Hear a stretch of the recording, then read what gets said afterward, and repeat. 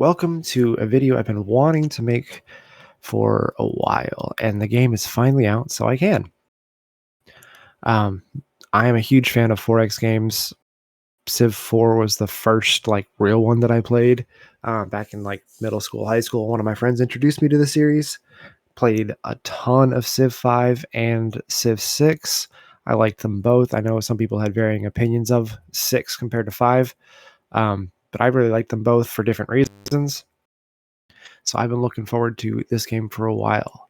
Now, this is supposed to be a first look, but I was actually sick the day the game came out, or at least too sick to record, but not too sick to play. So this is actually my second game, but I think that actually works out pretty well because I learned something when I started this game. Um, One thing that's kind of interesting that I'm not sure how I feel about it necessarily, because especially multiplayer side of things, I feel like it can be a bit weird. But as you see, this leader Amina here has a little 3 under her because she was who I played as. And you can level up and add these mementos that give you bonuses. The attribute points here are important in the game, which if you haven't seen anything about this game yet, I tried not to before the game came out, so I learned about this as soon as they came in. But attribute points, you can level up your leader in game, um, and then later on you can get more useful things, or depending on how you see it, different abilities. I guess this one's +5 range for trade routes.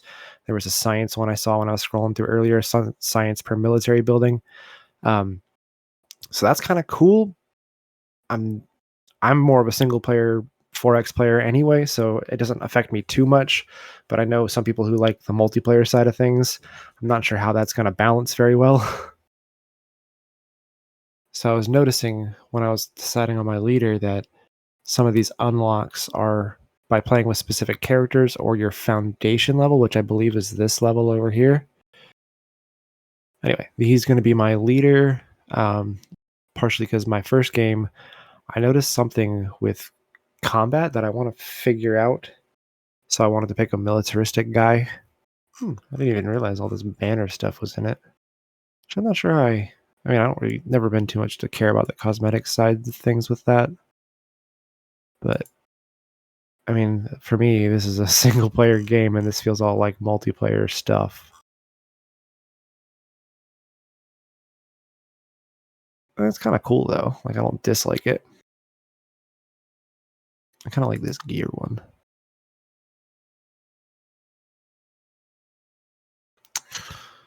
It's weird that the colors are unlocked by level. That's odd. Anyway, okay. I shall start.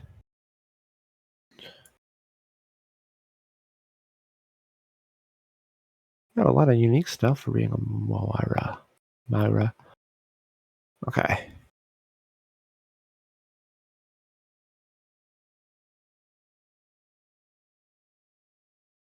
So I didn't see the option this time, and maybe I just missed it.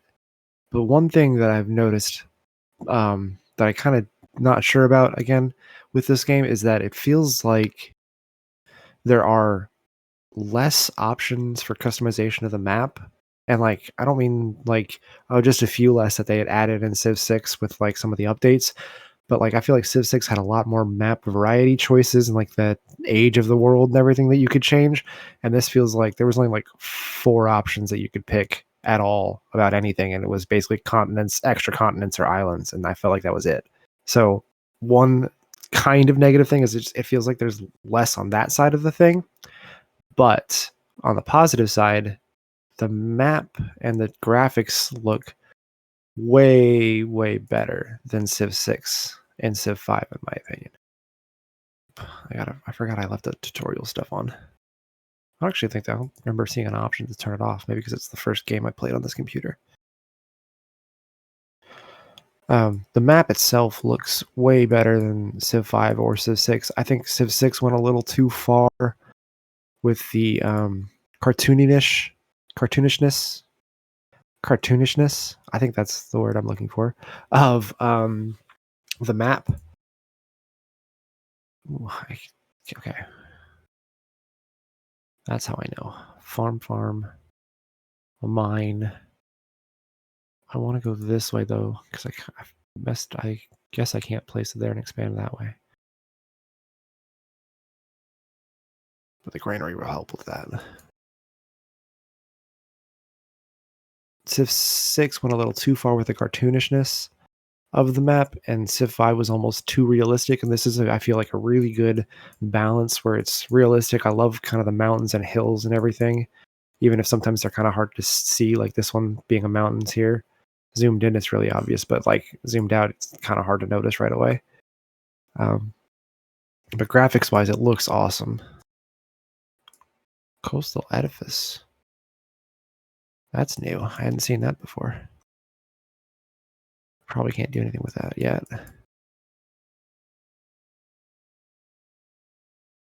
I like this sort of tile map cover thing. Civ 6 had the like drawn map, which was kind of cool, and Civ 5 had the clouds, which was also kind of cool, I thought. Um, but this feels pretty cool as well. I think there's not really much difference between the three, I guess. It's just variety. It does feel like some of the site rules have changed because I feel like there's some things I could see before that I can't see now, although that not necessarily this example specifically. But I feel like I've had moments where I'm standing next to one of the gray tiles that I probably should have seen, and I'm not sure if that's just a site issue I'm not known about, or an issue with the game technically. Okay, so now I got a clay pit. I like the district that they're doing in this one, Civ 6. One of the things I think a lot of people didn't like, and I wasn't the biggest fan of, was the way the districts worked in the game. And I think this is a really good kind of in between of Civ 5 with it was just the single tile city, and the Civ 6 with the districts, where this feels like a natural city growth. Met Machiavelli. Okay. I don't want to reveal my capital. I like this new influence interaction mechanic. I think is really well done, although it does take some getting used to. But it's nice. Like I get denounced once, and you can just deny the denouncement. Um, it costs you like extra influence if to do so. But what basically means is that the denouncement that they give you doesn't affect other players. It only affects them twice as much. Which, if they're already mad enough to denounce you, who cares? I thought that was kind of nice. The only thing I'm not as big of a fan of about it, although I like it, me being someone who always goes for the city states, this influence points to interact with other players is the same way you get city states on your side, and I just don't like the lack of resources to be able to do both. But I guess it's also pretty understandable. They have these advisors too, which is kind of cool. I'm going to do militaristic. It really doesn't matter which one you pick because you can do any of them. It just gives you a specific quest right here, like it's telling me to study discipline. But I can go through any of these if I want to and complete their objectives, and you can complete more than one. The last game I played, I completed the culture and the scientific objectives, and I probably could have completed the economic one too. But I got a little unhappy near the end, and it has to assign resources, and I lost some of my resources right before the end of the age. But like sciences get codices, which are mostly through researching technology or building certain buildings. Culture, building wonders. Military, tackling cities. And that one is a little hard because of the settlements, and which I'll mention in a little bit when it becomes relevant. Okay. He wants happiness. It'll give me influence. So I like this too. You can accept or support. So if you pay to support, you both get a bonus. You can decline it, in which they'll get mad at you, but it's cheaper usually. Or you can just accept it, which means you don't pay anything. They get kind of the bonus they're looking for, and you get something different or not as much of the thing before. Like there's one that's, I think it's open trade markets where if you support it, you both get 6 gold, and if you accept it, you get 2 gold and they get 4 gold, I think it is. I actually want the influence points and I don't care about the happiness right now, so I'm just going to accept it.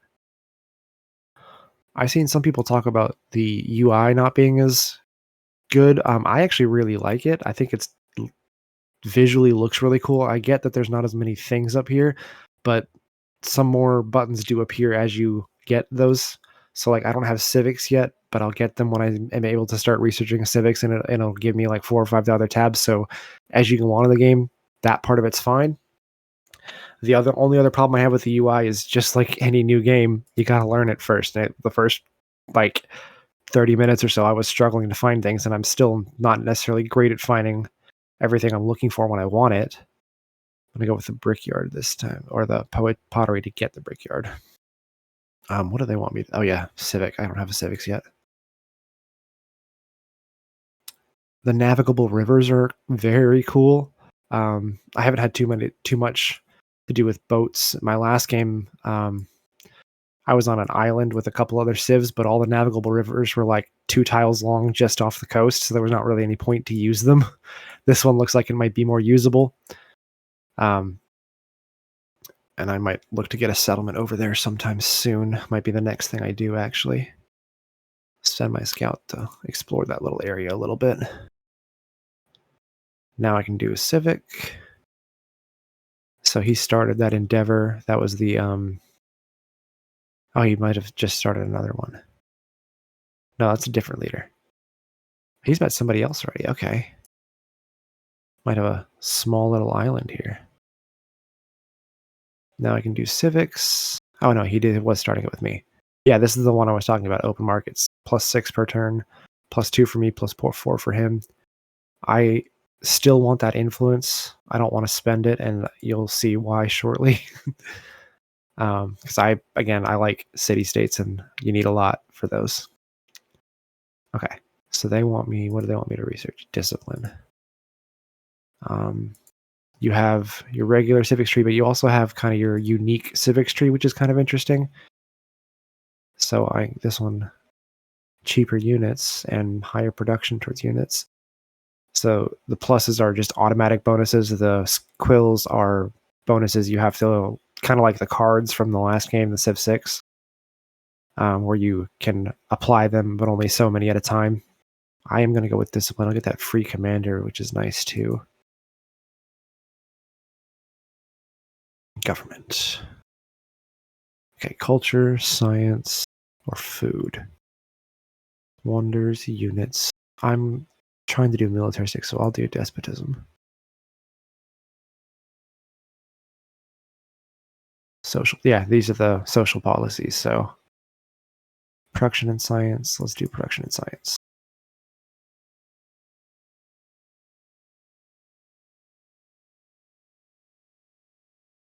Ooh, I never actually found a natural wonder in my last game. So I don't really know what they do. Uluru looks really cool. I think this is that rock in Australia, right?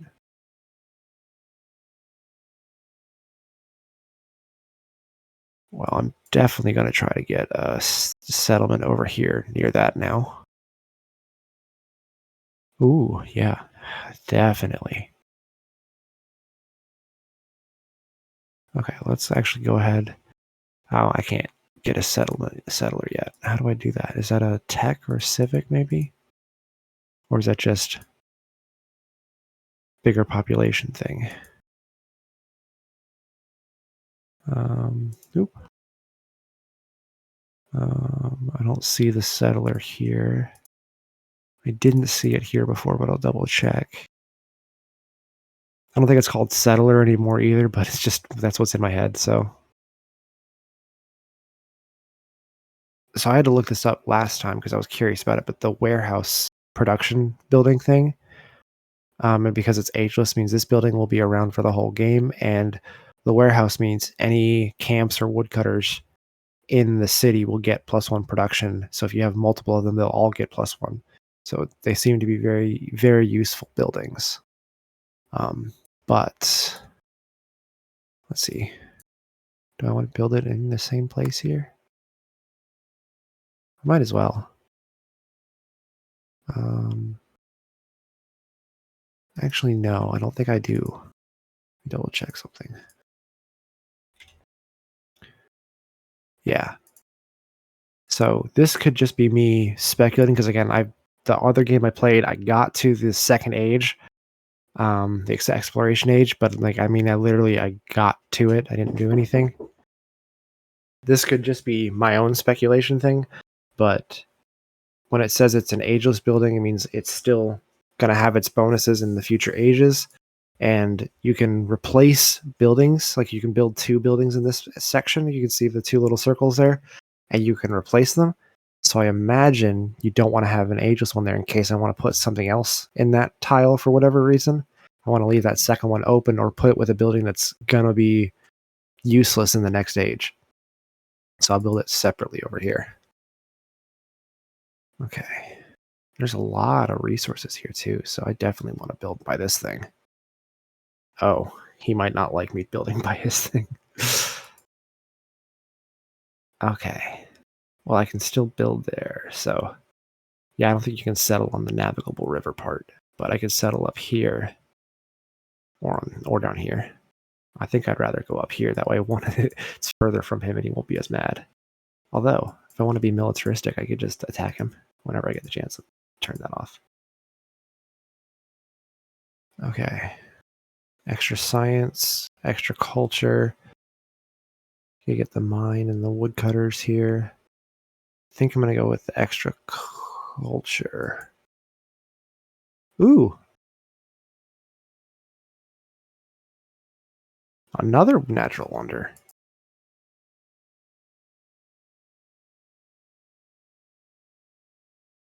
The nice thing, also, at least for me, is there's not really workers in this game, at least as far as I can tell.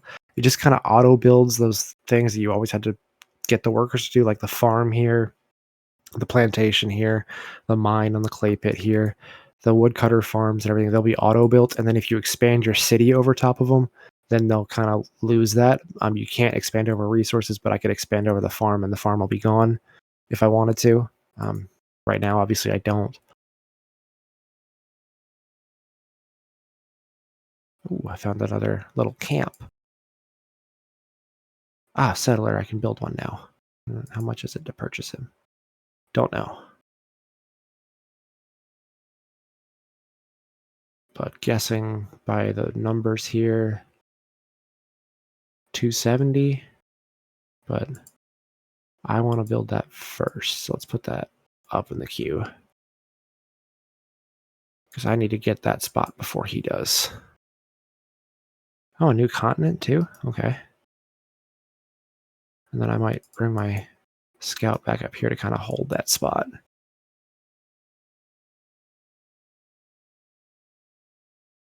Ah.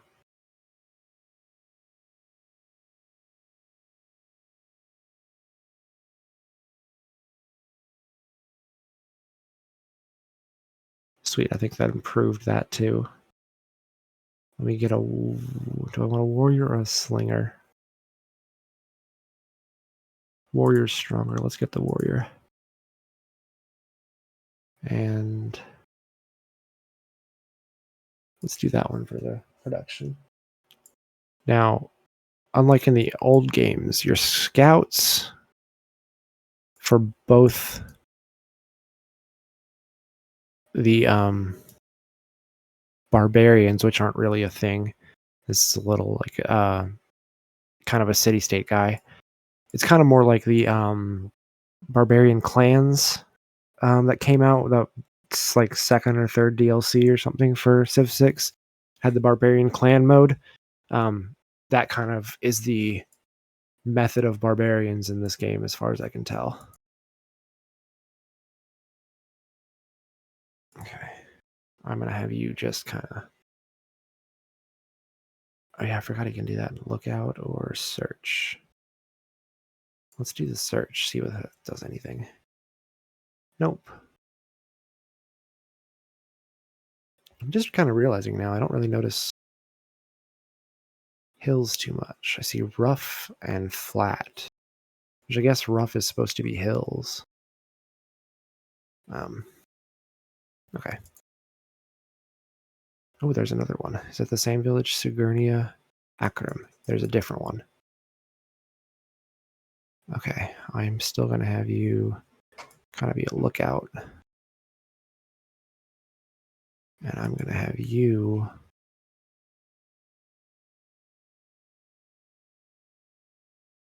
attack.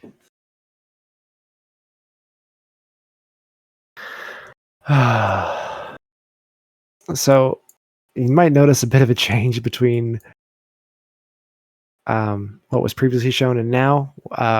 Turns out my dog, who was being very friendly, had come up and paused my recording, and I didn't notice it till now, and I lost probably about an hour's worth of gameplay and me talking. Luckily, it was just me talking about what was happening on the screen, I feel like, and not so much talking about my actual first look into the game or review of the game and what I think about it. Though I am going to go over some of that again. I went to war with Machiavelli, met a few other people, met a bunch of city-states that are starting to turn. I pretty well winning the war against Machiavelli, took over his city that he settled up here, which I think he'd settled before that happened, but I can't remember for sure what happened right at the end. But he settled a city here and I took it over. One of the things that I wasn't sure about and reason I wanted to stick civilization for the second game was because when I did it the first time, I tried to take over a city-state that was near my capital and I wanted the land. And obviously, since it was allied with somebody else, I had to declare war on that player. And it had this war weariness thing. And right now I'm at +2. Partially because I had +1 because he settled the city close to me and created the circumstance to make the war happen. But also I built a wonder right here that gives me +2 support on all wars. And you can purchase support using your influence. And so we purchased a little bit back and forth. And then my wonder just recently came into play. But one of the reasons I wanted to do this was because the first time I did that, I was the aggressor and it automatically gave me a -3 on the war thing. And I bought it back up to 0 or 1, -0 or -1. But even that 0 to -1, which the other player at the time had bought it back down to -1, made it unbelievably difficult to run that war. And the war weariness was very heavy-handed. I've not been negative this time, so I haven't had that much of an issue, which could be just because I have more happiness and I'm better planned this war. But it definitely feels like while I like this war system, it was a little bit better than some of the old war systems, might be a little bit too heavy-handed with the war weariness. I feel like this line, which I'm assuming is about 5, is probably where the level of I was feeling plus or minus should be where at the war is, whereas it seemed way too much for the amount of war weariness I had at the time. Let's do that. Okay, so it restarted this turn because I definitely did all this last time. That's fine. Even though, so saving the game, I guess, maybe because I just continued instead of loaded my save and it loaded the autosave. That might be what happened. So let's get this.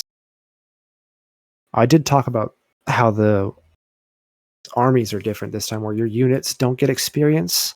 You have a commander who gets experience, and you can unlock these abilities for them.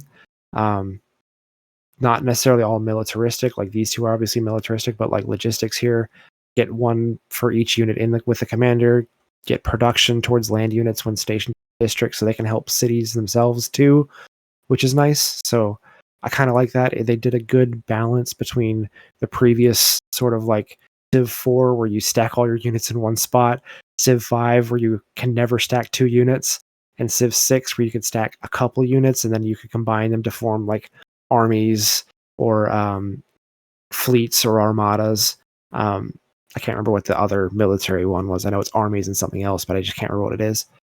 And I think they did a good job of combining a bit of that and not the others. It has this assemble army, and you can have up to 4, well, eventually 6 with some level ups. But you can have 4 or 5 units in here, and you can move them as one unit, and then you deploy them, which I think is useful. It's also useful. I don't have a siege unit yet, but I'm trying to get one. Should be in a couple turns. They all gain the movement of your commander, which is usually 2 or 3, so it helps a lot with moving siege units around for sure. Other than that, I made him a little mad. I settled too close with this city, but I wanted this one natural wonder I found for my new city here, so both cities could have it. Still got the 3 tile range that the old civs had. My cities are all technically towns right now. You have to purchase to convert them to cities. I can't remember if I mentioned that or not, so I'll just mention it again. Cut it out if it's not there, if it is there. And the price goes down over time. This is kind of the lowest I've seen it for a settlement at this stage. And it'll go up the more cities you have. You also have this settlement limit up here, which since I have 4 settlements, my settlement limit obviously 4 of 5, I've increased it through I think it was a civic that I increased it with. I found this guy, which I'm gonna try to research or try to get on my side soon. I need to get my scout out of there before he gets attacked, though. But this -5 happiness for settlements, if you're over the limit, that can be very detrimental too. I kind of feel like it should be in the cities that are over the limit rather than settlements. Because what happened in my last game was I was curious, so I made myself 1 settlement over just to see, and then I quickly got a civic to make myself balanced again, and then another leader nearby had a city revolt and joined my settlement, which meant I either had to accept it and keep them in and go over the limit, or take -1 on happiness for the rest of the game. And I think there was another detriment that was a permanent punishment for me not accepting the city, and I didn't want that, so I took it, and it made it really hard near the end of the end of that age, that first age, when my settlement limit was too low. And I think the new game I'm trying to get my settlement limit up to make that a little bit more bearable. Let you wait there. Do I want to go? I can't. No, I don't want to go through. Can't declare war on you. Okay. So I guess I'll just heal. Definitely healing with that guy. Definitely healing up here. Overall, though, with my experience of the game so far, I'm really enjoying it. Like, greatest reviews for some reason. And I think some of that was due to some of the leader choices, which I don't understand people's complaint about that. Like, they don't necessarily have to be literal city-state leaders or like kings or queens or whatever to be a leader. Like, you can still be a leader, be an influential person without being Xerxes, the King of Kings. Who's my guy, of course. And I saw a few complaints about, like, I think people complained about Harriet Tubman and Lafayette, and I think both of those were really good choices, honestly. But whatever. I kind of feels like people are just upset about that side of things rather than the actual gameplay or any of the facts, because the gameplay feels the same as any other Civ. It feels fantastic. Like, they took the good things out of 5 and 6, in my opinion, and improved upon them or kept them, and then tried to add some new variety, which I'm interested to see how it works. Like, I don't have enough experience with it to say one way or another whether it's good or bad. I think the age thing is very interesting. It is a little bit jarring because it feels almost like a restart when you reach the next age, because in my first game I did reach the next age. And I, for a second, thought my game had messed up because it looked like it showed me the main screen again and you picked a new leader. My only problem with the picking the new leader thing was the variety of leader choices.